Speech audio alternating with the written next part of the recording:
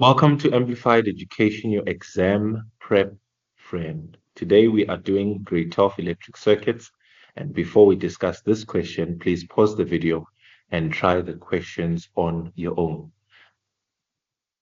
The question given here says the circuit shown has two 30 ohm resistors connected in parallel and a 25 ohm resistor connected in series. The battery has an EMF of 12 volts and an internal resistance of 1,5 ohms. The first question says we must define the term resistance, and resistance is a material's opposition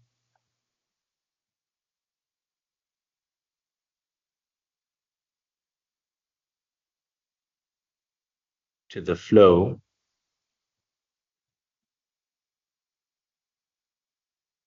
of electric current or electric charge.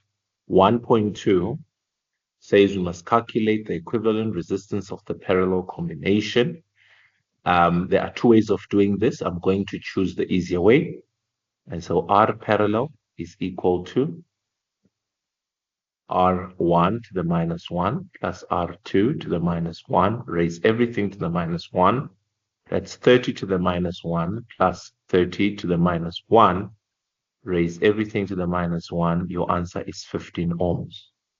1.3, define the term current. Current is the rate of flow of charge. And this definition is given by the formula I equals Q over T. 1.4 says we must calculate the total current in the circuit. And to calculate the total current, let us see what we are given.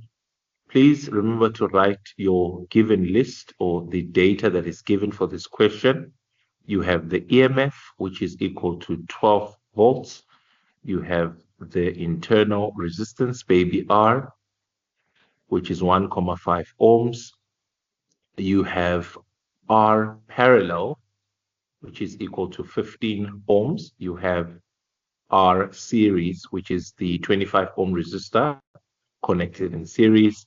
And that should be enough information for you to solve the problem.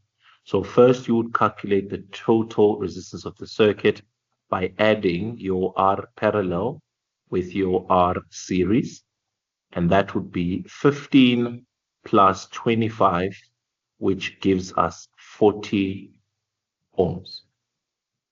And then we could take that and use the EMF formula, which is I equals V external plus V lost or V internal. And then we can further break that down into EMF is I total resistance plus I internal resistance. We can then isolate the current there. The current, therefore, then is equal to EMF over total R plus internal resistance, which is equal to 12 as given in the diagram, 40 there plus 1,5. And let's punch that in. 12 divided by 41.5. That gives us 0,29 amps. Now remember, that is the main current in the circuit. That's the total current in the circuit. All right.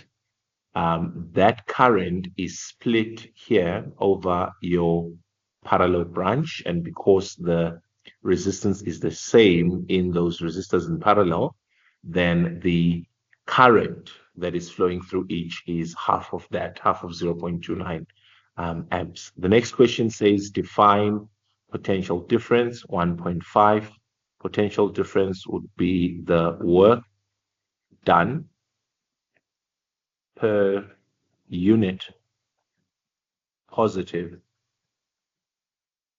charge. And that definition comes from the formula V equals W over Q. 1.6 says we must calculate the potential difference across the parallel resistors. Now, you could do this in two ways. We could just calculate the voltage over one of the 30 ohms, and the answer that we get would be the voltage across the parallel branch, or just use the equivalent resistance of the parallel branch and multiply that with the total current. So we could say V equals IR, and let's call that V parallel, and that is equal to 0.29, and we multiply that by 15, and we can get our answer in volts. Or V parallel is equal to IR, and then we could take half of that current, which is 0.29, all right, and then divide that by 2 and multiply that by 30. All right, and we could get our answer there in volts. 0.29 times 15 gives you 4.35. So 4.35 there, 4.35 there. Right? I'm not going to do many methods for one question. There are many ways of approaching electrical circuit questions. In actual fact, you can do those different methods in the comment section and show us how you arrived to the answer that I have on the screen right now. That would be super awesome. So 1.7 then says we must calculate the amount of charge that passes through the 25 ohm resistor in 10 minutes. Now remember, to calculate charge, we could use the formula Q equals IT. We already know the total current flowing through the circuit, which is 0.29. And we know that we must convert the time in minutes to seconds. So we can just say 10 times 60. All right. And then we can get our answer in coulombs. So if we 0.29 times 10 times 60, that gives us 174 coulombs. Then 1.8 says calculate the power dissipated over just one of the 30 ohm resistors. So we could again use many methods here. We could say that because we already have the voltage over the parallel branch, which is 4.35 volts, all right, we could say P equals V squared over R. Take the 4.35 that we found in question 1.6 and divide that by 30. Right, and then let's just do that quickly. 4.35 squared, divide that by 30, and our answer is 0.63075 watts. All right, that's one way of looking at it. I think that's fine. It's not really a complicated question. Let's look at 1.9, which says one of the 30 ohm resistors is removed from the circuit. How will this affect the reading on V1? Now, if you look at V1, it is connected over the battery. Now, I usually give students a trick of answering this pretty quick. And that is, if you remove the 30 ohm resistor, the circuit becomes a series circuit, which increases the total resistance of the circuit. And if the resistance is increased, then there is more potential, or there is more voltage over the battery that is required for the circuit. All right. And so that would automatically mean that your answer here would be increased. All right. However, no. Yes, the resistance increased, and so the voltage increased. That's correct. But now in 1.10, they want a rather different explanation that requires you to use a relevant formula. So with that being said, we could say, because now the circuit is a series circuit, then the total resistance of the circuit should increase. And because resistance is inversely proportional to current, the current should decrease.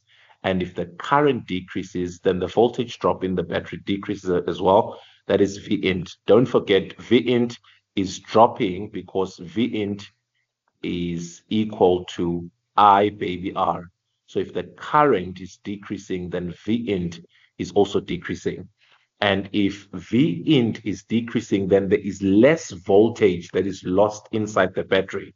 And if there is less voltage that is lost inside the battery, then there is a greater potential difference over the battery.